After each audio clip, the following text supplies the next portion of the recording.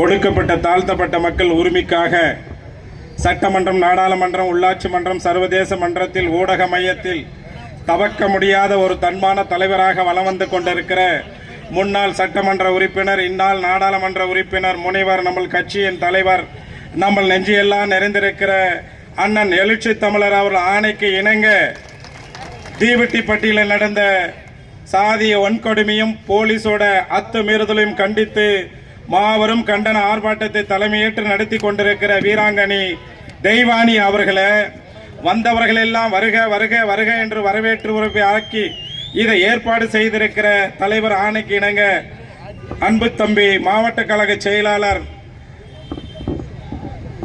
காஜா மஹிந்தரன் அவர்களே, இதை நெறிப்படுத்தி கொண்டிருக்கிற மரியாதைக்குரிய தகடூர் தமிழ்ச்செல்வன் அவர்களே, கிட்ட அவர்களே, எனக்கு பின்பு இங்கு நீண்ட ஒரு உரையாற்ற இருக்கிற கட்சியின் துணை பொதுச் செயலாளர் மரியாதைக்குரிய வன்னியரசு அவர்களே, சட்டமன்ற உறுப்பினர், நம்ம நெஞ்செல்லாம் நிறைந்திருக்கிற சமூக நீதி போராளி பாலாஜி அவர்களே, இறுதியாக இந்த காவல்துறைக்கும் இந்த ஆதிக்க சாதி வெறி கும்பலுக்கும் எவ்வாறு அறிவுரை சொல்லுவதற்காக இங்க வருகை தந்திருக்கிற அறிவு ஆசான் முன்னாள் சட்டமன்ற உறுப்பினர், இந்நாள் நாடாளுமன்ற உறுப்பினர் முனைவர் அண்ணன் ரவிக்குமார் அவர்களே, பல்வேறு பகுதியில் இருந்து வருகை தந்திருக்கிற மாவட்ட கழக செயலாளர்களே, ஒன்றிய கழக பொறுப்பாளர்களே, மாநில மாவட்ட மகளிர் அணி பொறுப்பாளர்களே, இதை ஏற்பாடு செய்த அத்தனை நல்ல உள்ள பொறுப்பாளர்களே, இறுதியாக நன்றி சொல்ல இருக்கிற அன்பு சகோதரர் அவர்களே, உங்கள் அத்தனை பேருக்கும் இந்த மாலை வணக்கத்தை உறுத்தாக்கி கொண்டு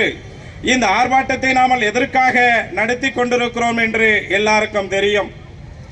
தொடர்ந்து வழிபாட்டு தளத்தில் நாம் ஏறக்குறைய 25 ஆண்டு காலமாக பிரச்சனைகளை சந்தித்து வருகிறோம். அது மாத்திரமல்ல, கொடியேற்றுவதில்லை பிரச்சனை, தெருவில் நடப்பதில்லை பிரச்சனை, பல்வேறு கூட்டம் நடத்துவதில்லை பிரச்சனை, நம்ம விடுதலை சிறுத்தை இயக்கம் உருவாகிறதுக்கு முன்பே இருந்தே எத்தனையோ பிரச்சனைகளை சாதி மக்கள், இன்று நம்மளோட தலித் மக்கள் பிரச்சனைகளை எதிர்கொண்டிருக்கிறார்கள். ஆனால் இன்றைக்கு வித்தியாசமான போக்குகள் போய்க் கொண்டிருக்கிறது.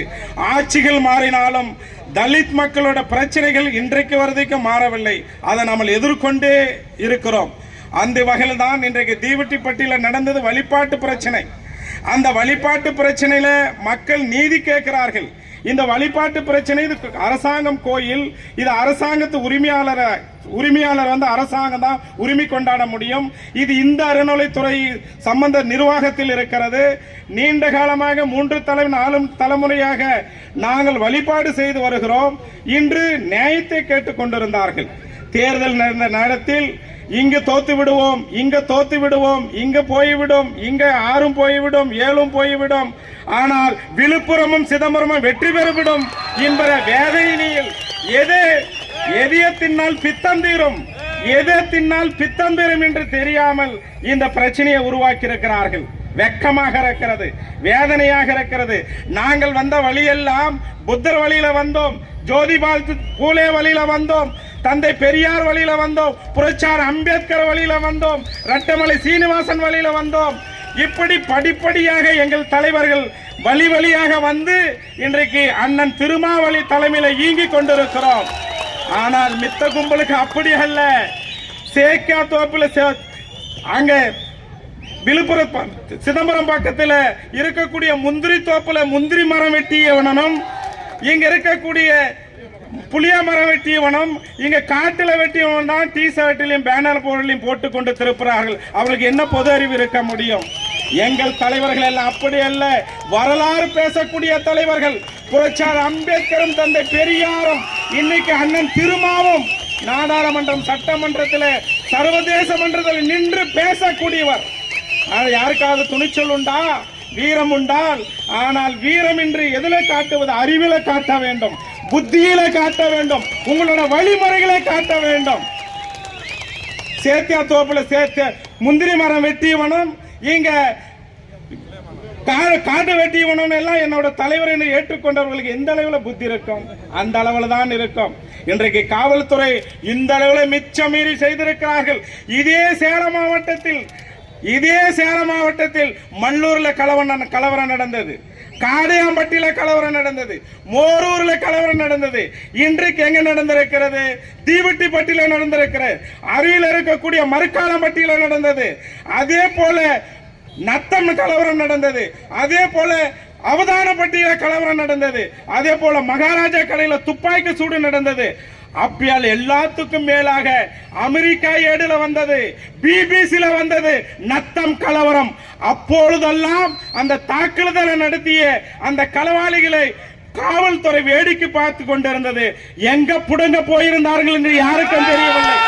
இத்தனை பிரச்சனைகளும் சேரி மக்களுக்கு எதிராக நடந்தது, சேரி மக்களுக்கு எதிராக நடந்தது. இன்றைக்கு தீவட்டிப்பட்டில 4 தம்பிகள் அத்துமீறி அண்ணன் திருமாவேரகத்தில் பிரச்சனை செய்தார்கள் என்று சொல்லி தாக்குதல் என்ன? இன்றைக்கு எனக்கு முன்பு பேசிய அன்பு சகோதரிகள் குழந்தை எல்லாம் கதறி அளந்தது. இந்த கதறலுக்கு ஒரு நாள் தீர்வு உண்டு, நிச்சயம் ஒரு நாள் தீர்வு உண்டு. புரட்சியாளர் அம்பேத்கரும் தந்தை பெரியாரும் கண்ட கனவை அண்ணன் திருமா தலைமையில நிச்சயம் அடைவோம். இதே சேலம் மாவட்டத்தில் பெருமையோடு சொல்லிக் கொள்ளுகிறேன், 2004ஆம் ஆண்டு இந்துத்துவ திணிப்பு எதிர்ப்பு மாநாடு நடத்தினோம் இதே சேலம் மாவட்டத்தில். அன்றைக்கு இந்த நாட்டோட பாதுகாப்பு அமைச்சராக இருந்த ஜார்ஜ் பெர்னாண்டஸ் அவர்கள் வந்து அந்த மேடையில பேசினார். என்ன பேசினார் தெரியுமா? My political life 50 years gone. I am seeing first time this life of youth leader and youth என்று சொன்னார். இளைய தலைவரை பார்க்கிறேன், இளைஞர்களை பார்க்கிறேன், நான் வாழ்நாளில் இன்றைக்கு மகிழ்ச்சி அடைகிறேன் என்று சொன்னார். அந்த இளைஞர்களை விட்டால் இந்த காவல்துறை எம்மாத்திரம். நன்றி, வணக்கம்.